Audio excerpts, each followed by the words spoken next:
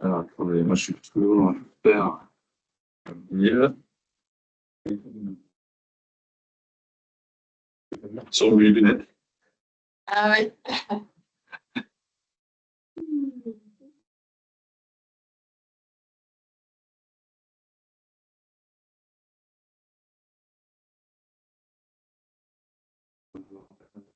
Pour tout voir. Parce que les aux oreilles. On rigole.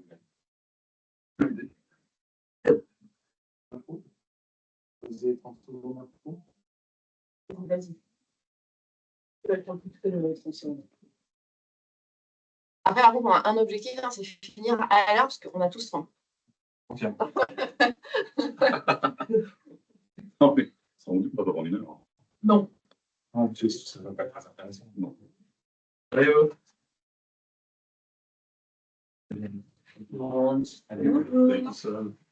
Allez, tu vas devant.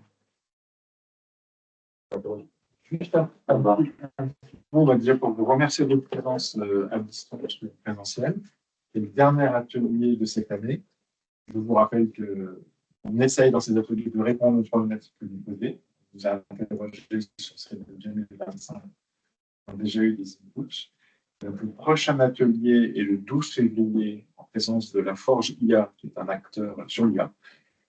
Le prochain atelier sera autour de l'IA et on va planifier en 2025 les différents ateliers, à peu près un mois sur deux. Et on n'en fait que ce que vous voulez bien entendre en face, donc n'hésitez pas à contribuer sur les demandes. Et donc aujourd'hui, c'était la dernière demande de ce cycle, qui a été, déjà je remercie Dorothée d'en mettre les animateurs. Je vous rappelle, c'est le module Vice et Vertu du non dilutif. Oui, c'est un peu comme du sucre ou du cholestérol, il y a le bon et le mauvais. Ça fait pourquoi faire, pourquoi lever, à quoi ça sert. Si vous levez pour lever pas assez, trop, donc ouais, attention au diabète. Moins aujourd'hui, peut-être, parce que comme on ne lève pas de l'argent, on utilise facilement des banques vous aident à éviter dans on va surtout faire la vertu, mais il distribue moins de bonbons. Et quand elle retournera à un moment, attention à la facilité apparente de plein d'argent. Je t'en prie. Et en retard. Je suis désolé, je vous prie. Et le pire du pire, je suis confus. Je ne sais pas, on verra. Le pire du pire, c'est les amortissements différés où tout va bien, vous avez dépensé tout l'argent, vous ne sortez rien, et quand le mur de la dette arrive, j'ai bien deux startups en fait. Mais en fait, on a un humain, mais il va nous tomber dessus. Bon, bah voilà, il a tout dit. Ouais, juste peut-être avant de commencer, qui est-ce qui doit lever de la dette prochainement ou... Dorian, toi, c'est déjà fait? Non, non. Mais c'est oui, c'est un sujet ou pas? Oui, ça sera un sujet qui est devant ou pas en fait. Et qui est-ce qui en a jamais levé? Parce que c'est Glory. Vous êtes deux, les autres ils ont besoin de lever la dette, mais ils ont déjà levé, donc déjà passé par là. Sur la partie privée et publique, enfin BPI et banque. Oui, les deux. Les deux. D'accord. Et en distanciel, est-ce que c'est un. Vous pouvez éventuellement lever la main pour ceux pour qui c'est un sujet dans les prochains mois? Je ne sais pas trop du coup, on ne sait pas. On ne sait pas qui est en distanciel. On ne sait pas trop qui est en distanciel. Mais peut-être juste, moi ce que je vous propose, c'est que, si vous êtes là, c'est peut-être que le sujet vous intéresse. Est-ce que déjà, vous avez des questions qu'on pourra peut-être noter sur le tableau et comme ça, on fera le point à la fin pour savoir si on y a répondu. Ça va me casser ma. D'accord sur. Freestyle. Non, freestyle. Est-ce que vous avez des questions ou pas qui vous viennent en tête à la base comme ça? Non, moi jamais. J'avais oublié que c'était cadeau. Pas de questions? Si, j'ai une question. On va la noter, on les note juste. En fait, je voulais profiter de cet événement justement autour de ce sujet-là pour avoir de la visibilité sur. Mais je pose mon thème, après tu verras la question qui en ressort. Sur le retour que vous avez, vos échanges avec les banques actuellement. Parce que moi, je trouve que les banques en ce moment sont très. J'ai été surpris avant, je levais 50%, aujourd'hui c'est un tiers et encore, c'est dur, quoi. c'est dur. Donc, Ouais, ça fait partie des points qu'on. Voilà, ok. ok. Est-ce qu'il y a d'autres questions comme ça, sujet que vous voulez qu'on aborde, parce que ça se trouve, tout intéresse. Je mets tout. Okay. Et pour ceux qui sont en distanciel, si vous avez des questions, n'hésitez pas à les noter. Comme ça, on les notera au tableau et on reviendra dessus. J'en ai une dernière multibanque. Le pool, la question du pool. Ça fait partie aussi de ce qu'on va aborder. Cette présentation est super. Question, nous, le public-privé, on a la BPI qui est embêtée parce qu'on essaye de lever, d'avoir une subvention assez élevée et elle vient prendre cette subvention dans le montant global de la dette. Et ça a été un sujet avec eux sur le financement. C'était pas très clair pour nous. On pensait que c'était. Ouais, j'aurais pas de réponse tranchée là-dessus, mais je mets un peu mon sentiment. Un éclairage. Ça marche. Je ne sais pas si c'est le sujet ou un petit peu l'arbitrage qu'on va avoir entre le dilutif et le non dilutif. En fait, c'est pour ça, si tu veux, qu'on aborde l'aspect vices et vertus. Justement, je vais commencer sur les vertus. Et après, j'évoquerai justement ce que le non dilutif ne peut pas apporter et ce que le dilutif risque de créer comme problème. Enfin, voilà, je vais essayer de challenger un peu les deux. On se note ça. J'ai une question aussi sur. Une question aussi sur quand on relève des fonds. Deuxième, bref, quand on relève des fonds, comment ça fonctionne, les ratios, ce qui fait en compte de l'ancienne dette, ce genre de choses. Ça, j'imagine que c'est rachat de. C'est pas fraîche, quoi. Okay. Là, c'est pareil. Hein. Alors, moi, ce que je vais vous partager ici, c'est, on va dire, 20 ans de relations avec des banques au quotidien dans des environnements un peu rock'n'roll et dans des moments où la dette n'était pas aussi, enfin, les levées n'étaient pas en financement non dilutif, n'étaient pas aussi abondants qu'aujourd'hui, donc dans des environnements un petit peu compliqués. Bien sûr, les choses évoluent, donc tout ça, c'est des choses qu'on va pouvoir évoquer ensemble, mais l'idée aussi, c'est qu'on puisse partager avec vos propres expériences, parce que ça évolue tous les jours. Je vous aurais parlé il y a 18 mois des taux d'intérêt, je ne vous dirais pas la chose aujourd'hui. Les choses ont un petit peu évolué.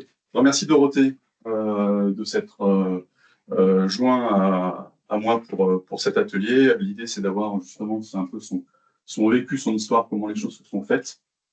Comment on a pu travailler là-dessus, en plus, sur un sujet de financement. C'est aussi l'occasion de voir un peu comment on avait travaillé ensemble. Voilà. Donc, j'ai mis comme sous-titre ce qu'il faut savoir, effectivement, pour bien préparer ces demandes de financement. Une fois de plus, ce sont des types. Hein, je ne vais pas vous donner des clés toutes faites, des choses comme ça, mais c'est aussi surtout bien comprendre comment les banques fonctionnent, comment elles sont organisées, comment elles sont structurées pour savoir leur parler correctement et savoir ce qu'elles attendent, ce qu'on peut attendre d'elles, ce qu'on ne peut pas attendre. Et globalement, leur marché de travail, vous verrez, c'est des choses que j'évoque après. Si je commence sur la partie, donc voilà, donc l'idée c'est aborder les vices et les vertus, et puis cette fameuse juste attitude avec vos partenaires bancaires. C'est un métier un peu particulier, la banque. J'évoquerai aussi avec vous, vous verrez, il y a un peu des bonnes pratiques à avoir avec ces gens-là. Et l'idée, c'est de finir effectivement par un partage d'expérience sur lequel on peut répondre avec les différentes questions. Et puis Dorothée ne manquera pas de rajouter des points à l'ordre du jour, donc je lui fais confiance. Alors, le non dilutif, c'est quoi sa principale vertu? Bien sûr, c'est qu'il est non dilutif. Je ne vous refais pas un cours sur dilutif ou non dilutif, mais bien évidemment, il est sans impact sur la répartition du capital. Et donc, l'entrepreneur ou l'actionnaire ne va pas partager le gâteau si vous avez un financement non dilutif. C'est la différence entre le shareholder qui est l'actionnaire et le stakeholder qui est la partie prenante, qui n'est que partie prenante et qui n'est pas actionnaire. Donc, effectivement, le prêteur n'est qu'un prêteur. Il ne va pas interférer sur la gestion de votre entreprise au quotidien parce qu'il a un seul un seul et unique but, c'est se faire rembourser et gagner un petit peu sa vie sous forme d'intérêt, de commission. Et vous verrez qu'effectivement, il y a les intérêts, il y a les frais de dossier, il y a tout ce genre de choses qui rentrent dans sa rentabilité. Mais on en reparlera tout à l'heure, c'est que, une fois de plus, il n'est qu'un prêteur. Et c'est tant mieux pour vous, c'est-à-dire demain, il ne va pas vous demander de changer de stratégie, il ne va pas vous demander de réduire les frais. Vous aurez sûrement des discussions et à vous de présenter votre stratégie, bien évidemment.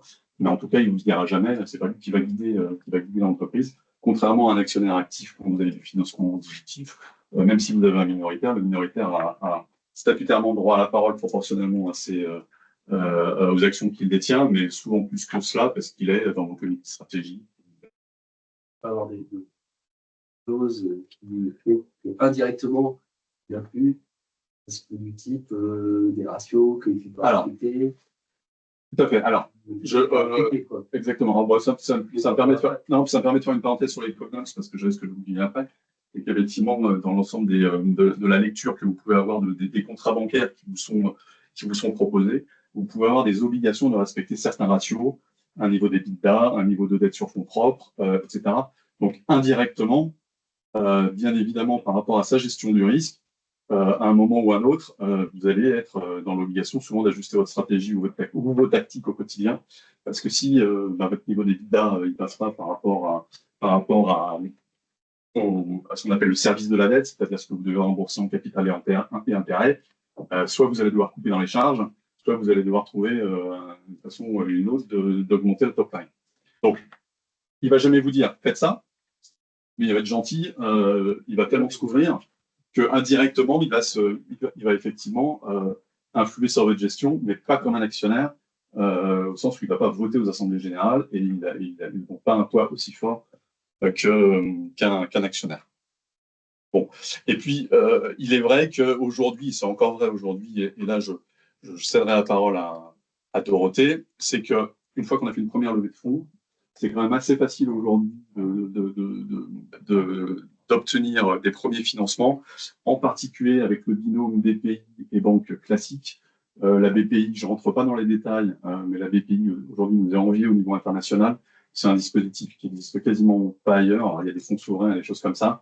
Mais la BPI, en tout cas dans sa structuration, aujourd'hui, c'est un outil unique qui est incroyable et qui fait qu'aujourd'hui, lever un premier niveau de dette, les autres partenaires bancaires, finalement, prennent relativement peu de risques parce qu'il y a toujours la BPI derrière et que la BPI offre des financements un petit peu plus chers, et je vous expliquerai pourquoi, mais souvent sans garantie. Donc voilà. Tu veux peut-être justement faire un peu la passerelle avec ce que moi, je ne suis pas experte, hein, je suis à peu près au même stade, la même expérience que certains dans la salle, donc surtout, c'est ma vision, c'est ce que j'ai vécu. Et peut-être que vous pourrez compléter aussi. Première chose, moi, donc sur la partie non dilutive, effectivement, au début, on commence par des pays. Parce qu'on va chercher la French Tech, donc il n'y a pas juste le prêt dans la partie financement non dilutif. En ce qui me concerne, je pense que j'ai fait une erreur. Alors, je ne vais pas analyser complètement l'erreur, mais je pense que je ne suis pas allée chercher tout ce que je pouvais aller chercher au niveau de la BPI France, parce que en fait, c'est quand même assez technique sur les moments où on peut demander telle ou telle chose. Et on a vite fait, finalement, quand on va aussi trop vite, de rater certaines aides qu'on aurait pu avoir. Alors, je ne les ai pas en tête. Je sais que Philippe s'est rapproché d'eux. Donc, on a un poli à vous passer pour savoir à quelle étape est-ce qu'on peut demander quoi. Donc, moi, j'ai simplement demandé la bourse. Et puis ensuite, je suis partie sur le financement avec un prêt BPI. D'accord. Mais voilà. Et par exemple, moi, alors, j'ai quand même bénéficié du diag design. Donc, sur la partie UX, UI, c'est pas grand-chose, tu vois. Et je suis allée chercher ce que je pouvais, mais en fait, il y a plein de petites choses à aller chercher. Et je pense que c'est hyper important de tout de suite avoir le contact BPI, l'appeler dès qu'on est au démarrage et construire une relation avec lui, parce qu'il va vraiment pouvoir vous aiguiller step by step sur les éléments qu'il peut y avoir. Et il y a même des choses parfois qu'ils ne connaissent pas eux-mêmes. Le diag design, par exemple, parce que j'ai su par un tel et un tel que ça existait. Mais il y a une panoplie d'aides. Moi, ce que j'ai noté au niveau de la première levée, en fait, donc je suis arrivée toute contente. On avait déjà un MVP, on avait déjà des pilotes de signés, on devait déjà avoir un peu facturé. Quelques pilotes. Ouais, j'avais déjà, je pense, facturé quelques pilotes. Et donc, je m'étais dit, j'attends d'avoir un dossier assez solide, d'être une bonne élève, entre guillemets. Voilà, bonne élève, j'arrive, j'ai tout ce qu'il faut pour assurer les financiers. Et il y a un élément que je n'avais pas pris en compte, alors, qui ne m'a pas été préjudiciable, mais qui aurait pu l'être, c'est le moment où je lève de la dette. En fait, j'avais levé avec Canopé 300 000 €. Et donc, mon objectif, c'était de lever en dette 300 000 €. Sauf qu'au moment où j'avais levé, j'avais déjà brûlé une partie de mon cash. J'avais déjà levé, brûlé, je ne sais plus, moi, 100, 150 000 euros de cash, en fait. Et ce que prennent en compte les banques, ce n'est pas le cash que vous avez, enfin, ça dépend, en fait, mais ce n'est pas forcément le cash que vous avez levé au moment de l'achat, mais le cash que vous avez en banque. Et donc, en fait, très rapidement, les banques m'ont dit, bah ouais, mais en fait, vous n'avez plus 300 000 euros, vous avez que 100 ou 150. Et je dis, bah, et moi, je veux lever 300 000, je ne vais pas lever 100, 150, quoi. Et donc, je me suis dit, c'est un peu dur, parce que d'un côté, finalement, je suis bonne élève, donc je montre que j'ai l'attraction, mais forcément, pour pouvoir montrer l'attraction, il faut développer un produit, et donc on brûle le cash. Et puis, ben, plus on va vite, plus on brûle le cash, et ben, plus derrière, on a le risque de ne pas lever 1 pour 1. Et donc, ça, c'est un vrai sujet. Ce qui m'a sauvé, moi, c'est que j'avais pas, j'étais dans les 6 mois, c'est-à-dire que j'ai fait ma demande dans les 6 mois de l'ACA, d'accord? Et que, alors, il y avait fait de clôture. Et donc, il n'y avait pas besoin de faire une demande de clôture intermédiaire parce qu'on était dans les 6 mois. Et si vous dépassez 6 mois à compter de votre ACA, attention, ils vont vous demander une clôture intermédiaire des comptes, potentiellement. Et sur cette clôture, vous ne serez plus au montant que vous aviez levé à l'époque. Donc, je pense qu'il faut être hyper vigilant sur ça. Ouais, en fait, la règle exacte, c'est qu'aujourd'hui, BPI ne va pas prêter plus que vos fonds propres. C'est pour ça, c'est pas tant le cash qu'il y a sur le relevé bancaire, c'est que c'est le niveau des capitaux propres. Donc, effectivement, si vous avez commencé à cramer du cash, et c'est logique quand on est en début d'activité, bah, vos fonds propres fondent en fait assez rapidement, et eux ne veulent pas s'engager au-delà des fonds propres. Donc c'est pour ça que vous êtes proche de l'ACA, et que potentiellement le montant finançable est important. On n'entre pas dans tous les dispositifs. On a récupéré une présentation standard un peu de BPI, c'est pas l'objet aujourd'hui de parler de BPI, tout ce que BPI peut faire. J'ai une présentation standard que je vous ferai passer par Hélène, sur lequel vous avez en gros tous les dispositifs aujourd'hui qui existent. Mais ce que dit Dorothée, c'est qu'effectivement les dispositifs sont très changeants, ils sont incroyables, énormes, et donc il ne faut pas hésiter à prendre contact avec les référents BPI qui sont dans vos régions. Voilà. Là, vous êtes tous un peu sur la région, mais pour les éventuels parisiens ou normands, n'hésitez pas à prendre contact avec eux, sachant qu'ils ont des dispositifs aussi de e-learning. Ils ont vraiment, c'est une palette de services qui est vraiment incroyable. Appuyez-vous sur eux. Mais voilà, bon, c'est pas l'objet du moment, mais effectivement, voilà. Tu peux peut-être nous dire la phase ACA, BPI, banque, juste comment toi tu l'as géré. La phase ACA. Alors, ACA, non, mais ACA c'est bon, mais BPI, banque, tu as géré les deux en même temps. Ouais. Alors oui, j'ai géré les deux en même temps parce que c'était le conseil de BPI en fait. C'est-à-dire que moi, puis en même temps, je me suis dit, je vais faire ça d'un seul coup. Enfin, j'avais mon objectif, il fallait que je lève de la dette. Donc en tout cas, je me dis, bah, j'y vais et je vais gérer les deux en même temps. Je pense que c'est mieux. Enfin, déjà, vous devez commencer par BPI, parce que pour pouvoir élever de la dette auprès des banques privées, ils vont avoir besoin que BPI se porte caution, donc que BPI a accepté le financement. Et en fait, BPI va évaluer le financement qu'il va vous donner en fonction aussi de ce que les banques vont vous apporter. Donc, généralement, en fait, on va d'abord voir BPI, on avance un petit peu avec elles pour les premières semaines, etc., l'histoire qu'elle puisse se positionner. Et très rapidement, en fait, on va mettre dans la boucle les banques privées et ils vont se mettre d'accord. Donc, après, ils connaissent leurs interlocuteurs, hein, et ils vont se mettre d'accord entre eux pour dire, bah, OK, BPI va apporter tant et la banque privée va apporter tant. Et donc, quelque part, ils constituent un pool minimal entre BPI et une autre banque. Voilà. Et comment ça s'est passé alors là, à nouveau, pour moi, c'était un peu compliqué, puisque au début, la bourse, je sais que j'avais été toute seule. Je me suis dit, on se connaît tous, il y en a déjà qui sont passés par là, qui ont déjà fait tous les tableaux, donc on récupère à droite à gauche, on remplit les montants dans les cases, au pied doigt mouillé, et puis on a la bourse French Tech. Donc ça se passe plutôt bien. Donc, quand on retourne sur le site de BPI France pour faire son dossier, on retélécharge les 4-5 formulaires, on se dit, oh, ça ressemble un petit peu. Voilà, quoi. Enfin, moi, c'est ce que je me suis dit, quoi. Et en fait, j'ai commencé à regarder. Premier jour, bon, je me suis dit, le deuxième jour dessus, puis en fait, le temps est passé, quoi, parce que en fait, j'y arrivais pas. Je me dis, c'est compliqué, qu'est-ce que je mets comme chiffre à l'intérieur? Et en plus, Renaud, d'extrêmement mauvais conseils, me dit, non, mais t'as pas besoin de quelqu'un pour ça. Donc, je me suis dit, merde, voilà. C'est vraiment. Je ne sais pas pourquoi elle n'était pas là. En fait. Tu m'as pas payé. Pas là, mais Renaud, c'est une bonne journée. Tu m'as pas payé 15 000 balles pour faire ton dossier quand même. Donc, je me dis, ouais, bon, alors, ok, je vais quand même essayer, quoi. Puis à un moment donné, je me dis, et puis à un moment, je me dis, bah non, en fait, j'y arrive vraiment pas. Et donc, j'ai sollicité un certain nombre de cabinets qui accompagnent pour les levées et qui prennent un taux qui est quand même non négligeable quand vous levez plusieurs centaines de milliers d'euros. Donc, ça me faisait un peu mal quand même. Et non, mais c'est vrai. Non, mais.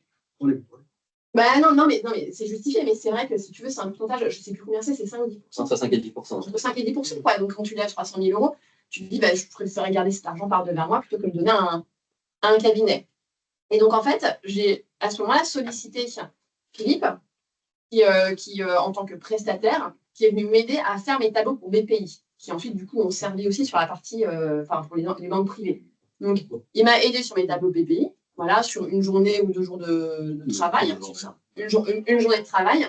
Il l'a fait de manière extrêmement sérieuse et puis il a aussi permis de structurer ma trésorerie, c'est-à-dire qu'il ne s'est pas juste arrêté à faire les tableaux en réponse à BPI, mais il a eu une vraie analyse de ce que j'avais commencé à mettre. Il a commencé un peu à regarder ce que ça donnait pour avoir un tout qui est vraiment cohérent et qui m'a aidé même, moi, à structurer ma vision et mon business plan, en fait. Voilà, ce n'était pas juste répondre à des questionnaires BPI. Tu as échangé aussi avec la BPI par rapport à leurs attentes. J'ai appelé la BPI. En fait, je n'avais pas beaucoup de questions à leur poser. Mais volontairement, je les ai appelés et j'ai continué à jouer avec eux parce que l'idée, c'est, j'en parlerai juste après, mais la relation quotidienne, elle est énorme. Ça lève quand même un certain nombre d'inquiétudes de la part du banquier. Il faut bien comprendre, alors BPI, vous avez compris, BPI et les banques commerciales travaillent vraiment en binôme, en particulier sur les deuxièmes levées de fonds, sur les deuxièmes appels, pour savoir comment fonctionne la BPI. Si une banque met 100, la BPI ne se pose pas de questions, elle mettra 100 aussi. D'accord, il faut le savoir. Pourquoi? C'est qu'avec la BPI elle va utiliser, on va dire, l'analyse du dossier faite un peu par la banque commerciale. Et donc, si, alors je crois, je prends des choses qui sont très éloignées de vos activités, mais vous avez une machine à financer pour 300 000 euros. Si vous savez que vous avez 150 000, vous passez juste un coup de téléphone à BPI en disant BNP me fait 150 000, il n'y a pas de problème. C'est même encore mieux, c'est-à-dire que pour être clair, BPI va vous demander combien les banques vous ont prêté sur ces 12 derniers mois, quelle que soit la nature, quel que soit le sujet, que c'est cela, vous êtes capable de leur dire que telle banque et telle banque vous a prêté sur les 12 derniers mois X, ils sont capables de mettre le même montant sur la table, d'accord, sans poser d'une question. Donc c'est assez incroyable. Oui, mais moi, dans mon cas, la banque, elle m'a quand même demandé, elle m'a dit OK, mais je veux la garantie BPI. Alors, c'est dans l'autre pareil. Alors, en fait, le truc se mord un peu la queue, parce qu'on parlera aussi des garanties derrière. Donc, mais grosso modo, c'est vrai que sur ces deuxièmes levées de fonds, la BPI, elle intervient pas les yeux fermés, c'est pas vrai, mais elle est quand même très très conciliante, également sur du financement moyen terme, également sur pas de la facturage, pas de la facturage, mais sur du daily. Sur ce genre de choses, ils sont hyper accompagnants. Moi, j'ai quand même l'impression que l'un me dit, l'autre t'a dit oui. Si t'a dit oui, je te dis oui. L'autre, les deux me disent la même chose, en fait. Donc moi, je dis oui, il m'a dit oui. Alors, oui, c'est oui. Alors, on continue après, Ouais, et puis, non, mais t'as raison. Après, je vous dirai un peu, bon, on ne prendra sûrement pas toutes les questions, mais un peu la façon dont il faut comprendre comment on bosse ces gens-là. Et le dernier point, donc, c'est ce fameux effet de levier. Hein. Effectivement, bon, les taux ont augmenté, ils sont en train de rebaisser, mais souvent le coût de la dette, il est souvent inférieur au coût de rendement demandé par les investisseurs. Alors, c'est un petit peu différent parce qu'aujourd'hui, les investisseurs ne se rémunèrent pas via du dividende, mais ils se rémunèrent plus en cédant leur part à terme. Mais en tout cas, on est aujourd'hui sur cette capacité, effectivement, une fois qu'il y a des fonds propres, de lever de la dette, et ce fameux effet de levier qui permet de ne pas vous diluer et donc d'améliorer la rentabilité de vos capitaux propres si la dette que vous avez levée est investie dans quelque chose de rentable, bien évidemment. Peut-être juste pour rajouter un tout petit truc par rapport à mon expérience. Donc, j'ai sollicité Philippe pour m'aider sur le dossier BPI. Moi, j'avais que 300 000 euros entre guillemets à lever. Je suis allée chercher 200 000 côté BPI. Et donc, du coup, sur ces 200 000, je n'ai pas fait appel à d'autres services que ceux de Philippe pour un coût qui est du coup beaucoup plus faible que les pourcentages qui sont. Voilà. Et par contre, pour les 100 000 restants, je me suis quand même fait aider par un cabinet. Voilà. Donc, j'ai quand même payé cette part, mais sur une assiette qui était beaucoup plus faible, puisqu'on ne parlait que de 100 000 euros, parce que je n'avais pas le temps d'aller taper à toutes les portes de Lyon et toutes les banques, etc. Et qu'ils ont quand même constitué un dossier un peu complémentaire, alors sur la base des documents qui avaient été donnés par Philippe et de ce que j'avais fait. Mais comme ça, ils ont vraiment, ça a permis de finaliser le deal entre les banques. Et donc, moi, j'ai très peu travaillé sur le sujet pour un coût moindre. Voilà. Ça ne veut pas dire que c'est pas du tout, mais vraiment moindre. Alors justement, ça me permet de basculer un peu sur la relation avec les partenaires bancaires. Juste pour vous décrire aujourd'hui comment est structuré le réseau bancaire. Certains réseaux aujourd'hui ont développé des agences purement des agences innovation. Je pense à Caisse d'Épargne, par exemple. Ici, ils ont une agence vraiment qui vous comprend et qui est vraiment liée à la tech. Mais assez classiquement, et malheureusement c'est le cas dans les principaux réseaux nationaux, vous avez aujourd'hui le métier dit des professionnels, sur lequel en fait vous avez l'ensemble des sociétés qui sont entre 3 et 4 millions d'euros de chiffre d'affaires, dans lequel vous allez retrouver l'artisan, le plombier, le restaurateur et vous, parce que généralement vous êtes en début d'activité. Après vous avez le réseau, au-delà des professionnels, vous avez le réseau entreprise qui est au-delà de ces 4 millions. Il faut savoir que sur le réseau professionnel, un banquier aujourd'hui, il a à peu près 200 clients à gérer. Il gère 200 clients. Sur un réseau entreprise, aujourd'hui, il gère une 50aine de relations clients. D'accord ? Donc, ça donne un peu l'ordre d'idée déjà de ce que vous représentez dans son quotidien et de ce qu'il est capable de partager en fait, dans son temps. Alors, si vous avez la chance, effectivement, de tomber sur quelqu'un qui connaît bien la tech, c'est bien. Et si vous avez la chance, effectivement, de travailler directement avec une agence dédiée à l'innovation, c'est encore mieux. Mais malheureusement, pour l'avoir vécu chez une certaine filiale d'OFA il y a quelques années, où vous tombez sur des gens qui n'ont rien compris au business, vous changez d'actionnaire et ils vous coupent les signatures et vous ne pouvez plus faire les payes. Enfin, voilà, on est à ce niveau-là. Sur ça justement, Philippe, moi j'avais très peu à lever au niveau privé, parce que j'avais que 100 000 euros en fait. Et donc, justement, quand on a que 100 000 euros, ce qui n'est pas la même chose, par exemple, pour peut-être d'autres startups qui lèvent 400 ou 500 000, quand vous levez 400, 500 000 euros, quelle que soit la banque, vous avez a priori en face un référent innovation, voilà, parce que. Mais en fait, ça dépend effectivement des structures. Donc, il y en a, en fait, dès qu'on est une startup, donc c'est le cas de la Caisse d'Épargne, vous arrivez sur un référent inno, mais quand on est sur, je sais pas, banque BNP, Paribas ou autre, bah là, en fait, si vous ne levez pas 200 ou 300 000 euros, vous n'avez pas accès au référent inno, vous êtes directement en agence. Et donc, moi, j'ai échangé à la fois avec des directeurs d'agence et, dans certains cas, avec des référents inno. Et clairement, enfin, moi, mon conseil, c'est si vous avez le choix entre les deux, même peut-être qu'il y a des. Enfin, moi, je sais qu'en l'occurrence, j'ai pris Caisse d'Épargne, parce que c'était un référent innovation, je me prenais, et je me suis dit, on va pouvoir construire une relation longue durée, comprendre les problématiques. Il a été extrêmement agile. Là où, du coup, les banques plus classiques, ce sont des chefs d'agence, donc il n'y a pas forcément la même agilité parce qu'ils ont besoin de comprendre un peu plus de sujets, de se faire accompagner. Donc, c'était un peu plus lourd et ils demandent des garanties un peu plus classiques que vous n'avez pas forcément la capacité d'offrir, parce que vous n'êtes pas effectivement artisan ou voilà. Et donc, un conseil, c'est privilégier vraiment le référent inno, à mon avis, si vous avez un choix à faire entre les banques. Et par contre, moi, l'aspect négatif, c'était que il m'imposait d'avoir une seule banque. Là où d'autres, si j'avais pris une banque peut-être plus traditionnelle, j'aurais pu avoir un pool bancaire avec des avantages et des inconvénients. Voilà. On en parlera après. Et l'autre élément qu'il faut bien comprendre, c'est que vous avez face à vous, donc, il s'appelle gérant chargé d'affaires, quelque chose comme ça, commercial. Et ce même commercial, en fait, le deuxième niveau de strat, ce sont les comités d'engagement ou les comités de crédit.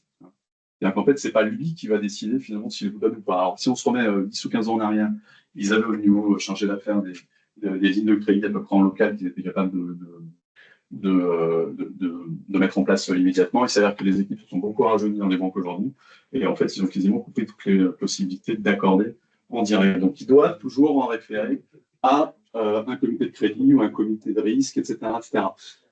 Équipe que vous n'avez pas le droit de contacter et avec lequel vous n'êtes jamais en contact. C'est-à-dire, il y a vraiment, ils se partagent les pouvoirs dans de ne pas les influencer. Ça veut dire que votre chargé de clientèle, une fois que vous lui avez vendu votre projet, lui va devoir le revendre derrière. Donc, d'où D'où l'importance de la relation. Alors, je le mets un peu de façon un peu ironique. C'est vrai qu'on est quand même dans une relation qui est assez particulière, parce qu'en fait, vous êtes face à un fournisseur de services, qui va vous fournir du crédit, fournir de la prestation financière. Mais en fait, il a les exigences d'un client. Donc, c'est quand même un petit peu compliqué de se dire, je dois me vendre auprès de quelqu'un qui doit me vendre quelque chose. Voilà. Donc, c'est toute l'ambiguïté en fait de la relation. Et sa complexité, c'est que les banquiers ils se comportent aujourd'hui comme nos clients. Ce qui est sûr, c'est qu'il faut leur marcher. Enfin, ce que tu disais, c'est qu'il faut leur marcher de travail. Je sais pas, c'est tout le point ouais. Le premier point que je voudrais évoquer avec vous, c'est, vous avez compris, les banquiers n'aiment pas les surprises. Alors, les actionnaires non plus n'aiment pas les surprises. Personne n'aime les surprises, en particulier les mauvaises surprises. Mais ça veut dire quoi? Ça veut juste dire que la relation de confiance, elle doit se construire sur la durée. Aujourd'hui, il y a un point de rencontre annuelle assez classique avec votre banquier, c'est quand vous avez fait la glace fiscale. Ils l'ont récupéré généralement en automatique. Enfin, bon, c'est des choses qui vont rentrer dans leur bécane et ça peut être le moment de leur présenter votre activité. Mais moi, je vous invite vraiment à avoir une relation régulière avec votre banquier, pas seulement quand ça va mal, mais aussi quand ça va bien. Ne pas hésiter à lui communiquer, lui faire des mails, lui passer un petit coup de téléphone. Une fois de plus, hein, ils ont entre 50 et 200 clients. Donc, autant vous dire que si vous ne prenez pas l'initiative de les contacter, ils ne le font pas eux spontanément. Ils ont d'autres chats à fouetter sur les KYC, enfin, tous ces trucs-là que nos amis de Conformity connaissent bien. Donc, ayez vraiment l'habitude, au minimum, avec vos niveaux d'activité et vos besoins, vos banquiers, vous devez les avoir contactés au moins 2 fois par an. Moi, à titre d'exemple, pourtant, c'est pas très très longtemps, mais mon conseiller est déjà venu dans nos bureaux, prendre le café pour rencontrer l'équipe. Ouais. Et un truc hyper important, et je l'ai écrit, c'est que effectivement, le banquier, il aime qu'on lui parle autre chose que des chiffres. Aujourd'hui, un banquier junior, il accède toute la journée, il remplit des liasses fiscales, c'est son boulot. Excusez-moi s'il y a des banquiers ou des ex-banquiers ici, n'est pas intéressant.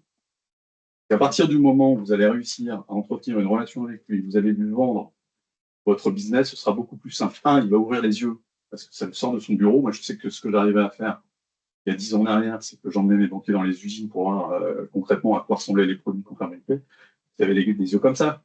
C'est pas ça qui fait que le lendemain, vous aurez une ligne de crédit. Mais en tout cas, vous l'aurez sorti de son quotidien, et deuxièmement, il aura mieux compris votre activité.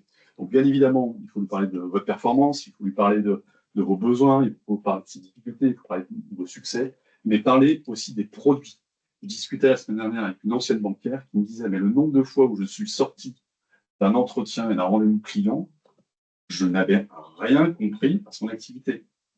J'imaginais quand elle doit ensuite revendre à un comité de crédit une demande de financement alors qu'elle n'a pas compris votre activité, et vous qui en plus êtes sur des activités que je qualifierais non tangibles, sur lesquelles on a du mal quand même parfois à savoir précisément le service que vous rendez et les produits que vous vendez, soyez hyper pédagogue et prenez le temps de parler de vous, de vos succès, de votre quotidien, de vos équipes. Parce qu'on regarde les chiffres, comment est-ce que vous êtes entouré, comment vos équipes ont évolué, quelles sont les compétences que vous avez, pour noter ce que vous dites et pouvoir les revendre derrière. D'accord? Donc, soyez succinct, soyez clair, et préparez vos entretiens avec les phrases clés, les idées phares que vous voulez passer, parce que le petit, il va être là, son ordinateur, il va tout noter, et il va le rebasculer à son comité de crédit ou à son supérieur hiérarchique.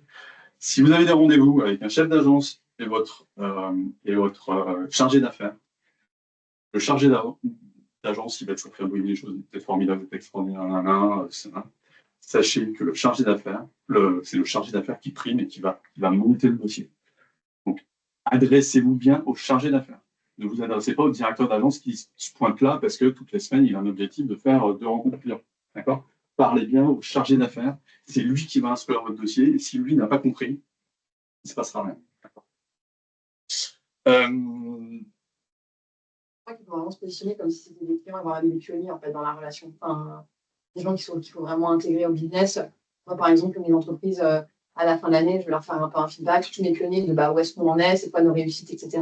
Évidemment que mon banquier, il va avoir le même email, bien sûr un peu affiné, mais pour lui montrer que tout va bien et que par rapport aux engagements qu'on avait pris dans notre BP, on n'est pas déconnant et qu'on avance, quoi. C'est un quasi actionnaire, il Exactement. n'est jamais à votre actionnaire. Alors, les documents de base dont il a besoin, clairement, aujourd'hui, quand il va, votre banquier, quand il va analyser vos demandes, ça va être bien sûr votre business plan. Ça va être un plan de trésorerie. Donc, je pense qu'au-delà du business plan, c'est le plan de trésorerie qui va l'intéresser. Quand je dis plan de trésorerie, c'est encaissement, décaissement sur les 2-3 ans qui viennent. Et soyez, Dorothée le dira mieux que moi, mais n'hésitez pas à vous entourer un peu par rapport à ça. Parce que tous ces moments où vous passez à construire du chiffre, c'est des moments où vous ne passez pas sur vos business. Et autant, moi, je suis hyper radine, c'est-à-dire que franchement, non mais, je veux dire, je crois que tu es le seul prestat que j'ai pris en dehors du C2I. J'en ai pas payé. Non, mais c'est vrai que moi, je veux dire, je me suis fait très peu épauler. On a tout fait tout seul, en fait, que ce soit la landing page, la bourse ou quoi que ce soit, on a tout fait tout seul. Mais à un moment donné, on a tous un métier, quoi. Et là, on rentre dans des choses qui sont hyper techniques. Il y a des mots dans les tableaux, franchement, là, avec ChatGPT, on n'y arrive pas, quoi. Non, mais c'est vrai. Donc, ou alors, vous remplissez des trucs qui sont complètement merdiques. Et en fait, vous allez perdre du temps parce qu'on va vous demander 150 000 questions pour pouvoir essayer de comprendre vos tableaux. Et en plus, vous décrédibilisez, quoi. Donc, vous fermez des portes. Parce que ce qui était bien en fait dans ce qu'avait fait Dorothée, c'était bien évidemment elle avait son business plan et ça c'est le b.a.-ba, mais elle avait quand même bien vraiment travaillé mois par mois son budget de cash, ses flux de trésorerie, ses encaissements, ses décaissements. On a un peu rechallengé les choses parce qu'après il fallait un peu l'habiller parce que bien évidemment l'idée c'est quand même de montrer qu'on est break-even en cash le plus rapidement possible. C'est la clé du truc. Mais il y avait un document qui était demandé en particulier par le BPI, c'est ce tableau emploi ressources, qui est ni plus ni moins qu'un tableau justement des entrées et des sorties, et qui est montré de façon financière. Et pour un non financier, alors vous avez votre expert comptable qui éventuellement peut vous aider, mais l'expert comptable il n'a pas toujours le temps, il aura un process un petit peu différent. Nous, on avait d'abord sollicité notre expert comptable, tu as raison, et l'expert comptable il ne va pas s'engager en fait sur ce qu'il va vous dire, et il ne va pas avoir d'analyse critique en fait par rapport au document, donc il va remplir des cases. Il va vous facturer aussi cher que Philippe, voilà. Et puis surtout, moi je me souviens de l'email en disant par contre c'est sous réserve d'eux et ça ne nous engage absolument pas, quoi. Voilà. Et ce tableau emploi ressources, effectivement, il est un peu merdique. Leur compte de résultat, c'est un compte de résultat qui est standard chez BPI, qui ne colle pas exactement avec l'activité SaaS, avec un type de dev, tout ce que j'immobilise, la production immobilisée, ce genre de choses. Et c'est vrai que si on n'est pas un peu financier, c'est un peu compliqué. Alors qu'en fait, je sais pas, je m'avance un petit peu, mais je pense bien sûr qu'il regarde les chiffres, mais il regarde aussi la façon dont ça a été construit. Et si c'est la cohérence globale, en gros, la cellule de contrôle des erreurs en bas, elle met des chiffres monstrueux et tout ne colle pas. Et c'est pour ça que, dans le cas présent, j'ai été 2 fois en contact avec le personne de la BPI, une fois avant le dossier, une fois après leur avoir envoyé, dans un souci de voilà les hypothèses que j'ai posées, vous connaissez notre activité, il y a ces problématiques de production immobilisée qui viennent un peu perturber la lecture du cash, la lecture des EBITDA, etc., etc. Voilà comment je l'ai construit. Est-ce que ça vous va? C'est vraiment, je suis à votre service, je veux vous faciliter la tâche et comme ça. Et franchement, je dis pas que ça fait partie de la réussite du truc au-delà des chiffres, bien sûr, c'est les chiffres qui priment, mais cette relation où je suis pas juste caché derrière un tableau Excel, c'est hyper important. Et puis, surtout, on vient de le rappeler, tu vois, mais en fait, le fait d'avoir apporté des choses vraiment hyper cohérentes, d'avoir eu 0 aller-retour en fait avec eux, fait que je t'ai sollicité, je pense, vers mi-septembre, tu vois, on a fait un point fin septembre. L'ensemble de mon dossier dette BPI et dette de banque privée était soldé à mi-novembre. C'est-à-dire qu'en 1 mois et demi, à peu près, entre le moment où j'ai déposé chez BPI et le moment où on a eu l'accord, donc le BPI, on a eu l'accord très rapidement, peut-être parce que le dossier était ficelé, il n'y avait rien à redire. On avait pris les devants et on avait pris soin d'eux, en fait. Donc, du coup, ça allait super vite. Et la banque et caisse d'épargne, parce qu'on a eu bon interlocuteur, ça a pris 1 mois. C'est-à-dire que, en fait, quand j'avais annoncé, je me souviens en bord de Canopé, moi, mon objectif, on était en septembre, début septembre, mon objectif, c'est lever la dette pour la fin d'année. C'était rigolo de dire, mais Dorothée, ça va prendre 6 mois. Et en fait, on a tenu le délai et je suis partie en vacances à Noël tranquille avec le cash sur mon compte en banque. Voilà. Un point quand je mets que le banquier, il faut lui mâcher son travail. Venez avec des débuts de solutions, mais je dirais ça, je le dis, moi, je l'ai toujours dit à mes collaborateurs, je l'ai toujours dit dans tous les environnements, si vous venez en réunion, vous n'avez pas déjà un début de. Enfin, vous venez que avec votre problème, vous ne facilitez pas la tâche, puis vous créez une relation qui est vite dominant-dominé, vous avez quand même. Enfin, dans la négociation, c'est pas terrible. Donc, renseignez-vous sur les solutions qui existent. Quand je vous dis, allez sur les sites de BPI, vous verrez, mais il y a une mine d'informations, il y a une mine de typologie de financement. Et ça, vous allez le savoir parce que vous avez entretenu une relation quotidienne avec, quotidienne, mais en tout cas régulière avec votre banquier, indépendamment des moments où vous allez le solliciter pour lui faire des demandes.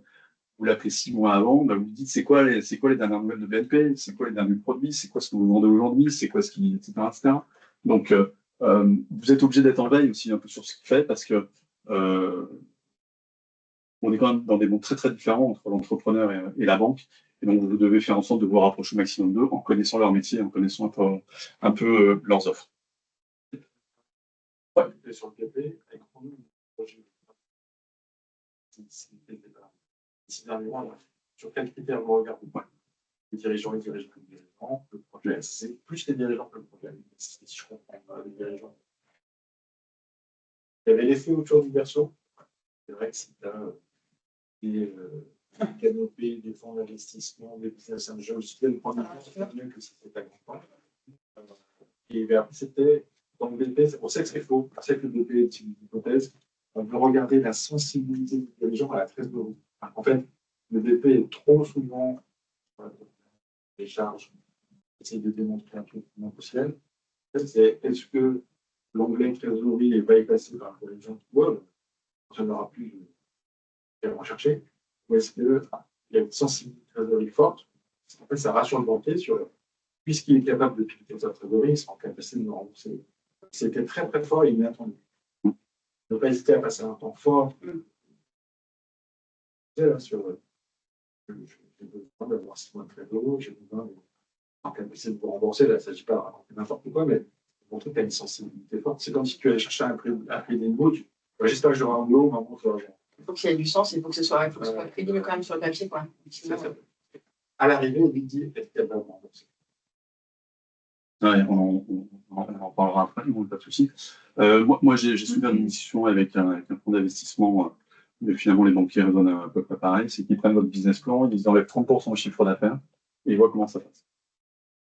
Alors c'était pas un ayatollah,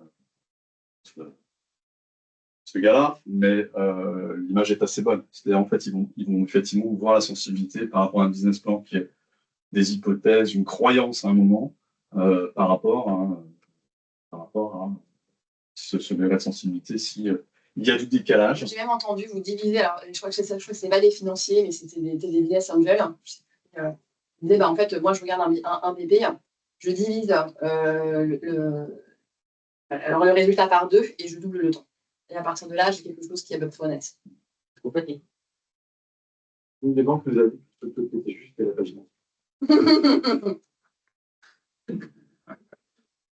Pas.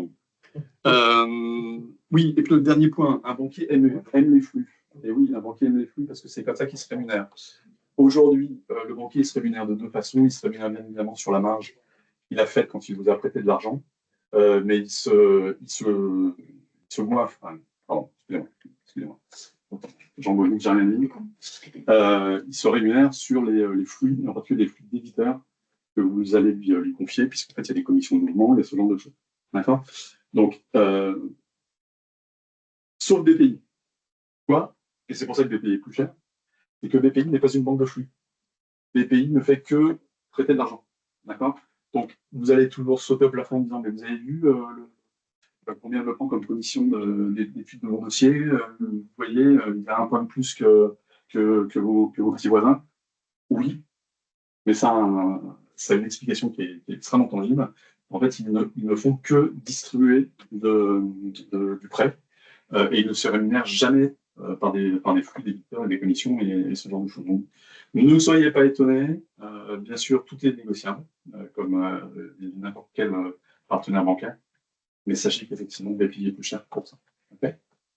Alors, la question, combien de banques? Combien de banques? Alors, oui, je t'en prie. Question. Tu dis attention à la surbancarisation. Oui, justement. Être surbancarisé, c'est avoir trop de banques. Trop de nombre de banques. C'est pour ça que je voulais évoquer le sujet. Il faut gérer les flux derrière.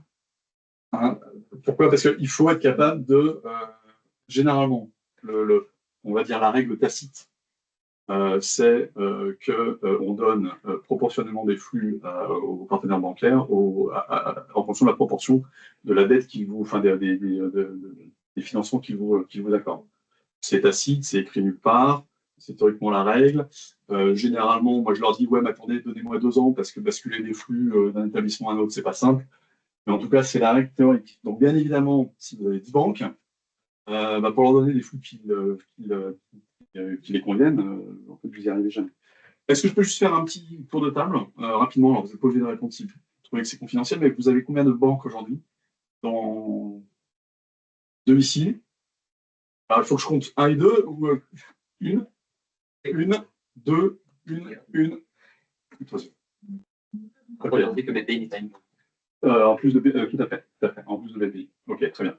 Alors ça tombe bien sur la réponse que j'allais faire, mais qui une fois de plus, c'est pas une vérité absolue, c'est qu'une ou 2 banques, mais surtout n'allez pas au-delà de ça. Pourquoi? Parce qu'une fois de plus, le temps que vous allez passer une banque, vous allez devoir le démultiplier avec vos autres partenaires bancaires, et aujourd'hui, vous n'êtes pas dans des volumétries ou dans une configuration où vous êtes obligé d'avoir des emprunts dans tous les sens. Le fait d'avoir 2 banques, bien évidemment, c'est toujours une façon de mettre un petit peu de concurrence et de compétition. Mais généralement, dans vos positions, aujourd'hui, vous êtes extrêmement demandeur. Vous n'allez pas commencer à vous battre sur la commission de mouvement. La commission de mouvement le pourcentage qu'ils vont vous prendre, vous allez l'accepter le mode de fond et vous n'allez pas faire autrement. D'accord? J'ai une question, vas-y, une question. Oui, sur les flux, il y a un truc que j'ai besoin de piger. Donc moi j'ai une banque, là je voulais faire appeler une deuxième banque parce que BPI, pour atteindre le montant d'emprunt, etc. Et la deuxième banque me dit, je vais prendre proportionnellement à ce qu'on met, pourcentage du flux. Et comment va réagir ma première banque? Parce que est-ce qu'elle peut se désolidariser et dire, attendez, non, si vous faites venir cette deuxième banque, moi, je ne ferai pas ce que j'ai dit que je vous prêtais. Alors, je pousse le truc, mais parce que ça a été ma peur.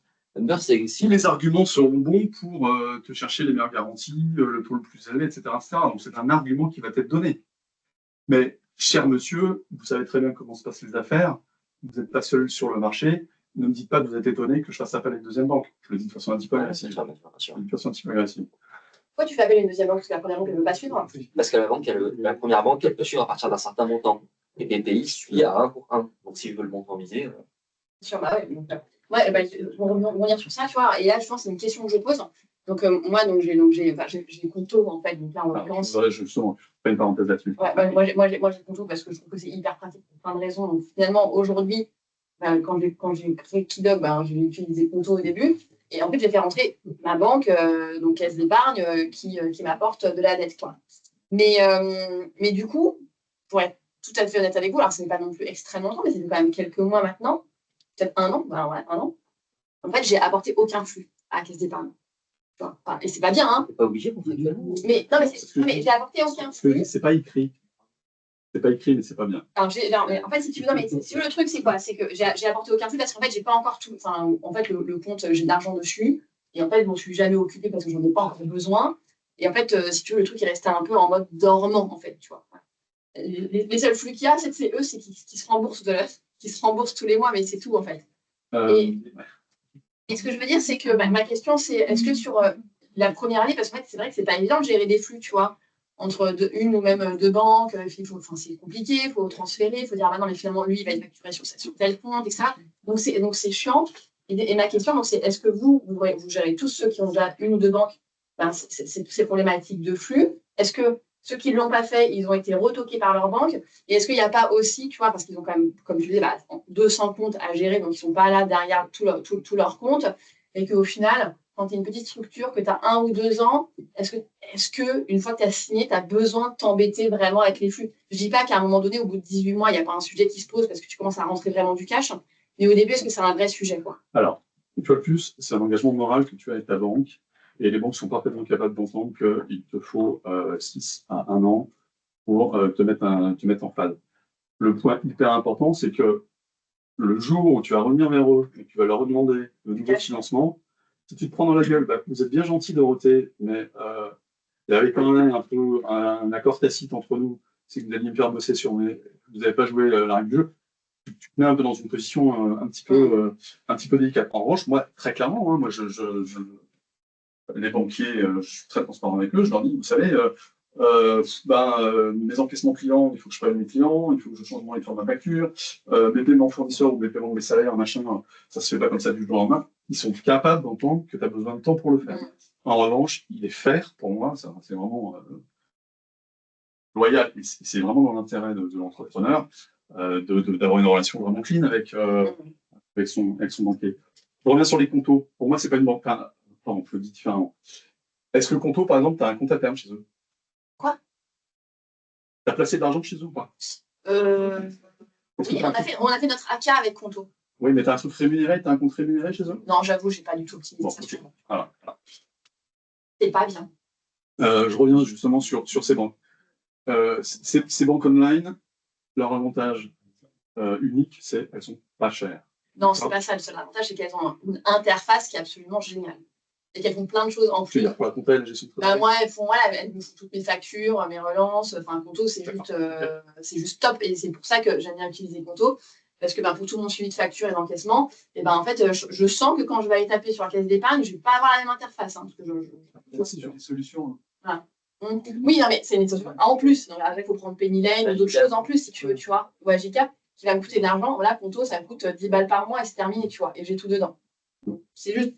Non, merci. Merci pour la précision. Sachez en tout cas que Conto ne vous proposera pas de financement et Conto ne vous proposera pas de placement. Je l'avais en tête, mais je voulais être certain que. Voilà. Non, tu as raison. C'est vrai qu'au quotidien, tu vois, et même pour mon AK, pourquoi je l'avais fait Conto moi? Je ne sais pas si c'était Olivier, tu vois, on en avait discuté parce qu'il a Conto. Hein. Mais en fait, c'était hyper facile. Et à chaque fois que j'entendais les gens faire des AK, c'était genre, ah, mais c'est compliqué avec la banque, ils nous demandent 10 000 papiers, etc. Et en fait, avec Conto, c'était juste en un clic et on a fait la CAL hyper facilement. C'était ça qui a fait que. Donc, il y a des avantages, il y a des inconvénients. Effectivement, ce n'est pas un partenaire bancaire, ils ne vont pas vous soutenir, vous n'allez pas pouvoir lever de la dette. Par contre, ça, au quotidien, pour une ACA ou pour gérer des factures, c'est hyper facile et hyper fluide. Mais ce n'est pas le sujet. Bon, allez, continue. Dernier slide. Les vices du financement.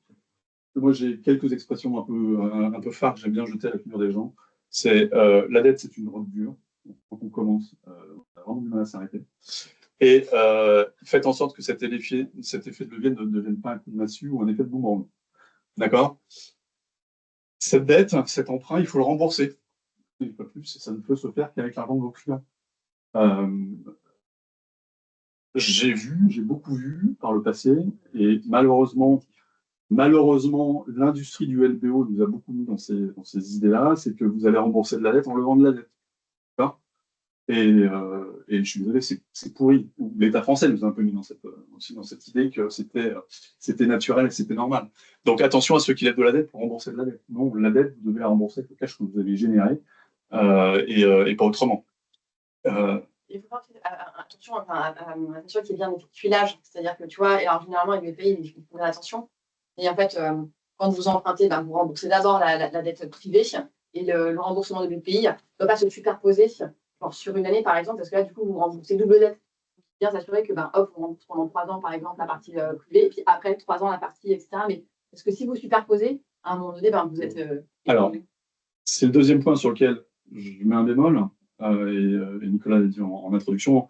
Attention aux différents remboursements. Alors, c'est génial, parce que BPI a compris le truc. BPI a compris qu'effectivement, les 3 premières années, vous êtes en dev, vous n'allez pas rentrer de cash, et de demander. Prêter 100 pour demander de rembourser 10 le premier trimestre suivant, c'est contre-productif, ça ne sert à rien. Donc la logique, elle se comprend. Mais soyez vraiment hyper vigilants de ne pas vous réveiller 2 mois avant la première échéance, c'est-à-dire au bout de 3 ans, la 4e année, en vous disant, bah zut, je me retrouve comme un con, j'ai plus d'argent sur le compte et j'ai pas toujours remboursé ma dette classique auprès d'une banque, privée, et donc ça vient faire doublon. Donc soyez hyper vigilants, c'est-à-dire que dans la gestion de vos flux de trésorerie, ayez cette vision très court terme, encaissement, décaissement tous les mois. Ayez vraiment cette habitude de je regarde combien j'ai cramé, je remets à jour un peu mes flux sur les 6 prochains mois. Pourquoi je dis 6 prochains mois? Parce qu'en gros, il faut 6 mois pour trouver de l'argent, minimum. Hein, donc, ayez toujours cette vision. Et puis, ayez cette vision pluriannuelle sur la durée aussi de vos emprunts. C'est-à-dire que vous avez présenté un truc à l'époque à une banque, remettez-le à jour pour voir un peu comment vous êtes par rapport à ça. Et puis les financements sont plus chers et plus rares qu'avant. La période open bar, elle est derrière nous. Il y a eu cette période un peu dingue des PGE où moi j'ai beaucoup entendu dans des environnements, ne vous inquiétez pas, les PGE, on ne les remboursera pas. Je ne comprends pas comment certains, mais je l'ai beaucoup entendu chez les entrepreneurs. C'est quoi, PGE? Les prêts garantis par l'État, pardon. Alors, vous n'êtes pas concerné par les prêts garantis par l'État parce que c'était des prêts qui ont été mis en place par l'État au moment de la crise Covid et qui étaient basés sur des niveaux de chiffre d'affaires antérieurs. Donc, forcément, vous n'avez pas de chiffre d'affaires, donc vous n'avez pas pu avoir le PGE. Mais sachez qu'en tout cas, il y a eu cette époque PGE qui a donné l'impression à tout l'environnement économique français que bah, la dette, on appelait son banquier et c'était cool. Les banques, à l'époque, avaient eu ordre de ne pas se poser de questions et de mettre en place des PGE, d'accord, et de donner de la dette. Aujourd'hui, les PGE, il faut les rembourser. Toute dette doit être remboursée. Donc,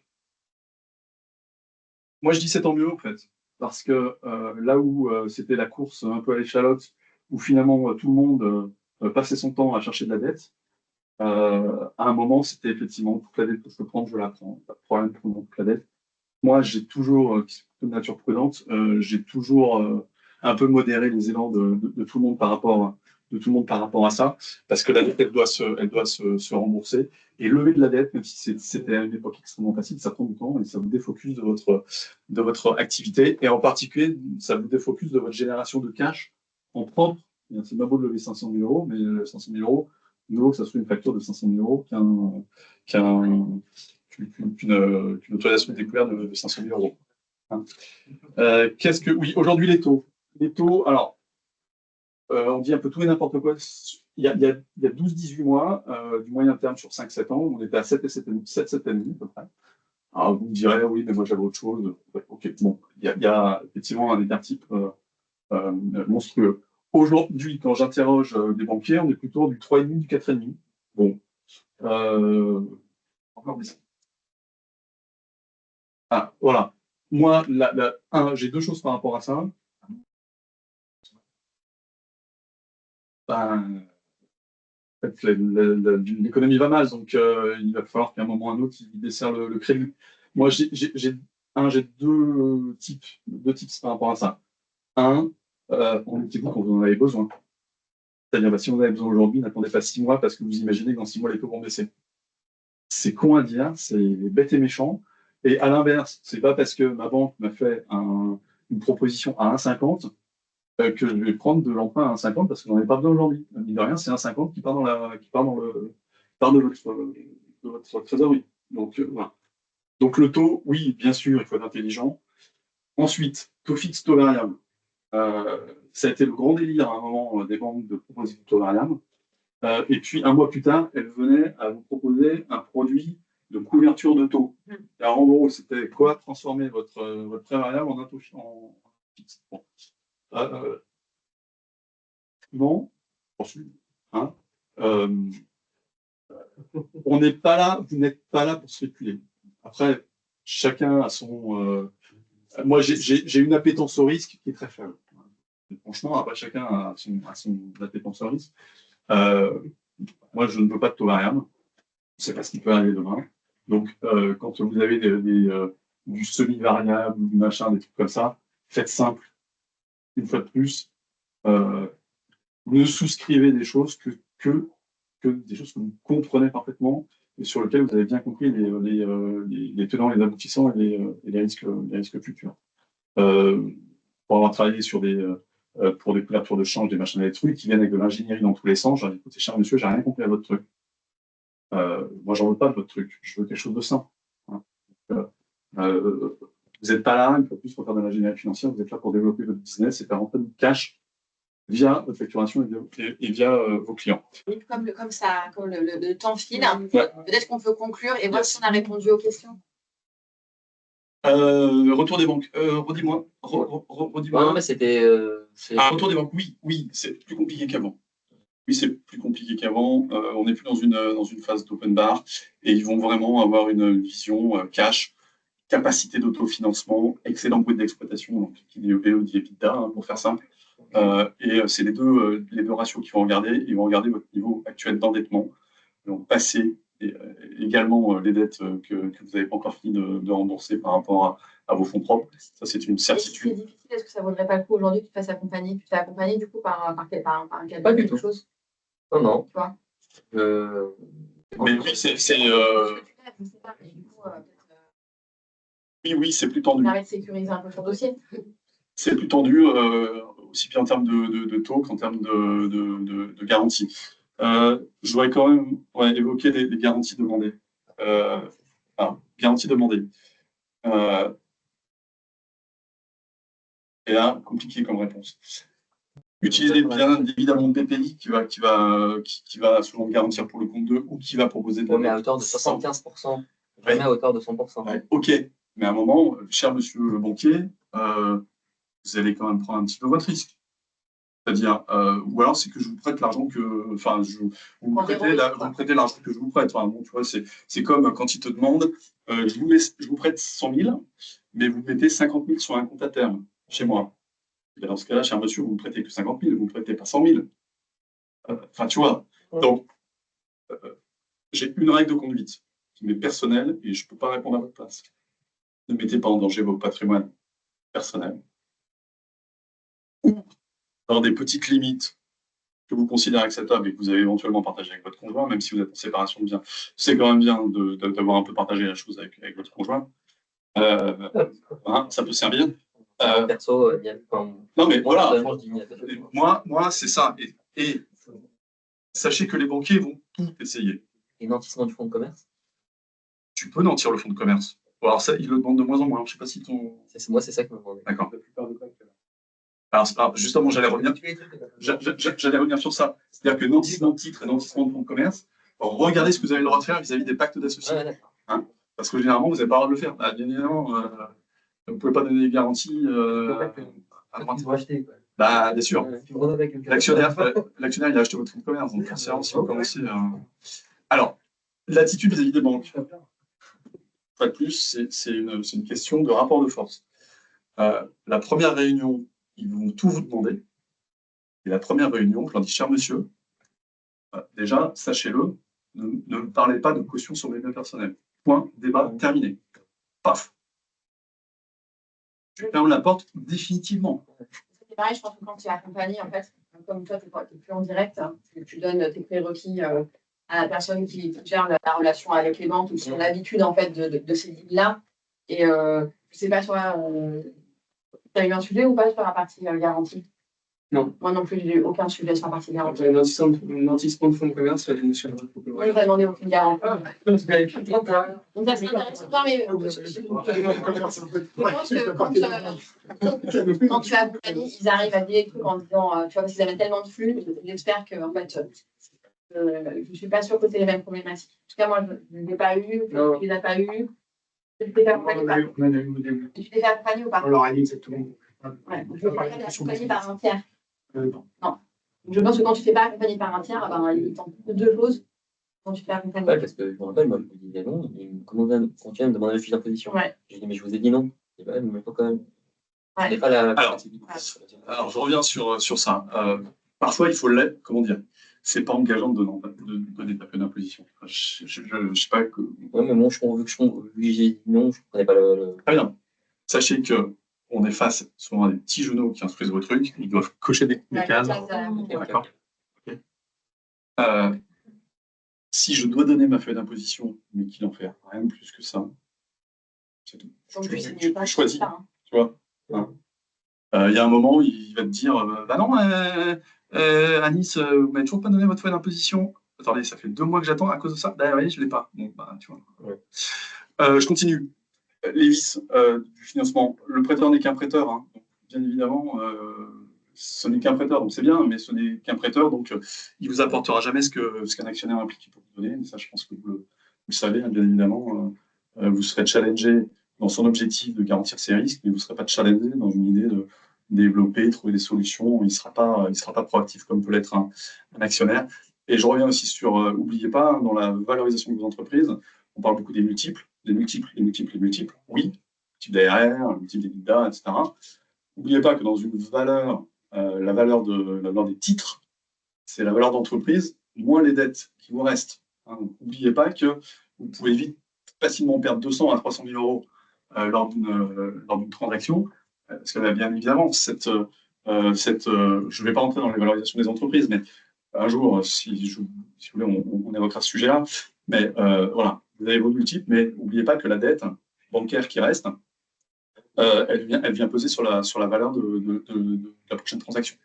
Donc c'est bien beau d'avoir plein de dettes, génial, j'ai fait plein de business et tout, mais entre une société qui a le même business, qui a la même rentabilité, qui n'a pas de dette, et vous, qui avez exactement la même rentabilité, mais vous êtes de la dette tout autour, eh ben, la société ne vaut pas la même chose. Il faut vraiment l'avoir en tête. Pourquoi? Parce que cette dette, il va falloir la rembourser. C'est autant d'argent que vous ne pourrez pas donner demain à l'actionnaire. On continue sur les questions. Oui, donc, dilutif, non dilutif, est-ce que c'est clair pour vous? D'un côté, quelqu'un qui va s'impliquer, de l'autre côté, quelqu'un qui ne va pas s'impliquer. Donc, il y a du pour et il y a du contre, mais voilà. Financement public-privé, pour moi, en fait, c'est pas l'un ou l'autre, c'est toujours l'un et l'autre. En fait, un BPI, aujourd'hui, je l'ai dit, c'est un acteur incontournable et hyper accompagnant. Alors, c'est pas toujours des stars, mais les banquiers non plus complètement des stars. Ils sont prêts quand même, en tout cas, ils sont prêts à avoir un peu de risque. Et puis eux, très clairement, ils ont leurs équipes dédiées innovation. Enfin, voilà. Aujourd'hui. Après, la question, c'est plus la part de la sub. Ah, pardon. Plutôt... Alors, ça, en fait, moi, je n'ai jamais été confronté à cette. Toi, tu as fait tes 300 plus la BFTE. Enfin, la BST. La bourse. Ouais. Bah, la bourse, moi, j'en parle pas parce que. Oui, mais parce que. Mais en tout cas, moi, je suis allée chercher j'ai fait 2 tiers BPI, 1 tiers privé. Oui, mais en fait, en sub, on va chercher une sub qui est un peu plus importante. Ce que je disais, moi, tu vois, je me suis plantée sur ce truc-là. Donc, je sais pas le. Mais moi, je pose la question à Corentin, je suis pas sûre que tu l'intègres, en fait, que ça vienne empiéter ta part de dette. Ah ouais? Alors, si elle est non remboursable, en gros, si 50 de sub en moins et 50 de prêt, 50 de sub en plus et 50. Au-delà. C'est mieux d'avoir de la sub. C'est mieux d'avoir la sub. On est d'accord, mais on était un peu gourmand, donc on voulait les deux et on voulait du. On prend la suite, on consomme la boîte. Ouais, c'est un bon problème. Je l'ai jamais vu. J'ai un dossier en cours. Je vais voir si il nous en parle. Deuxième levée dette, je me souviens plus, pardon, c'était. Non, du coup, c'était lié à ce que dit Anis. Alors, la deuxième. Un deuxième coup, aller à rechercher des nouveaux emprunts, des nouvelles dettes. En plus, il faut le justifier. Hein. Les banques ne financent pas des pertes. Alors, si tu viens les voir en disant je demande 100 000 parce que j'ai déglingué mes capitaux propres, parce que j'ai perdu pas possible et que ma vision. Parce que tu vois, pour revenir. Non, mais c'est pas pour aujourd'hui. Non, mais je le dis de façon caricaturale, mais les banques aujourd'hui, elles prêtent pour du dev, de l'investissement. D'accord? Donc, quand je dis développement, c'est du BFR, des choses comme ça, ou de l'investissement.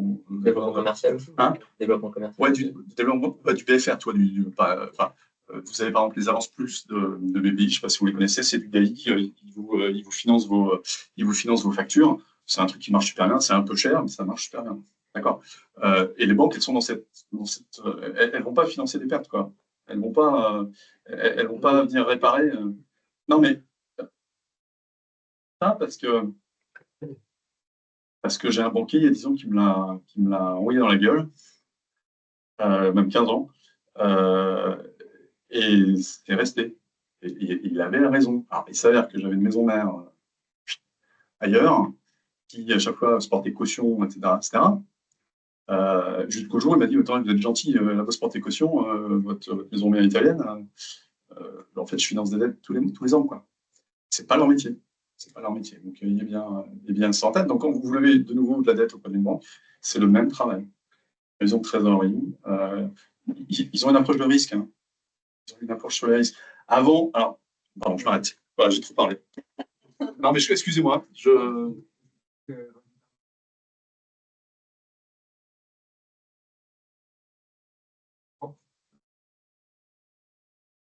des OC, par exemple, les banques ne considèrent pas ça comme des fonds propres. En tout cas, ils sont chiants et à un moment donné, si vous passez dans le. Alors, tant que vous êtes au-dessus de la barre, les limites peuvent les interpréter. Quand vous passez en dessous de la barre, c'est-à-dire que vous avez des fonds propres négatifs sans le concours des OC, hein, parce que, voilà, là, par contre, vous rentrez dans une case rouge, là, il ne se passe plus rien. C'est-à-dire que là, le mec, il dit, ah bah, vous êtes passé dans le. En fait, ils ont des logiciels, et quand vous avez allumé la case, vous n'en sortez pas tant que vous n'avez pas remis les fonds propres. Et ça peut arriver vite, en fait, d'avoir des fonds propres négatifs. Nous, on connaît, par exemple. Et en fait, du coup, alors, on a une situation de business un peu différente, mais faites gaffe à ça, à vos fonds propres, en fait, parce que pour moi, c'est le critère qui regarde en permanence. C'est les fonds propres et les fonds propres et les fonds propres. Je ne sais pas si Oui, c'est notre expérience. En fait, ça lui rassure sur notre capacité à rembourser. S'il n'y a plus de fonds propres, il n'y a plus de moyens. Voilà. Oui, parce que les fonds propres, c'est une réalité à l'instant T, qu'ils peuvent vérifier. Les flux futurs, c'est la confiance que vous avez, c'est une croyance, c'est la confiance que vous avez installée. J'en ai fait de bord. J'ai mal outillé mon dossier de dette. Je suis bloqué. Je peux sur les fonds propres et je vais voir l'actionnaire. Je dis, on va faire une ACA, rien pour mes fonds propres. Pourquoi il va super bon? Je ne parle pas de lui. Non, bien d'accord.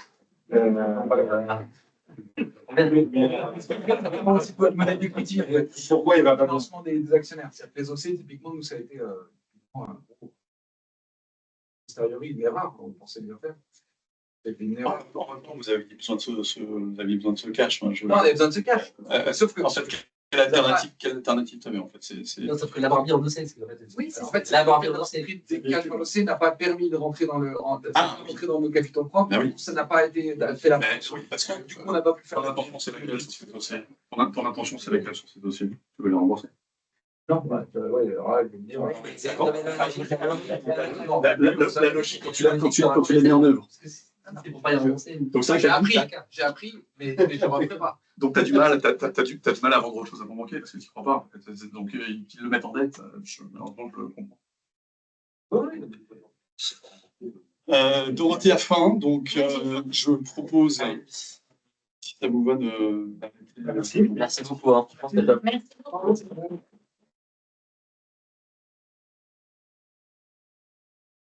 Ah.